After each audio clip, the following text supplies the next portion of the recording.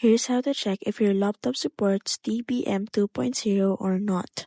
First thing that you're going to do is navigate yourself at the lower left of your laptop and go to the Windows icon. Afterwards, once you go to the Windows icon, navigate yourself to the Device Manager options and click on it. Once you're already on the Device Manager options, this will actually appear on your screen where you will see the settings needed for you to be able to see the details on the TPM 2.0.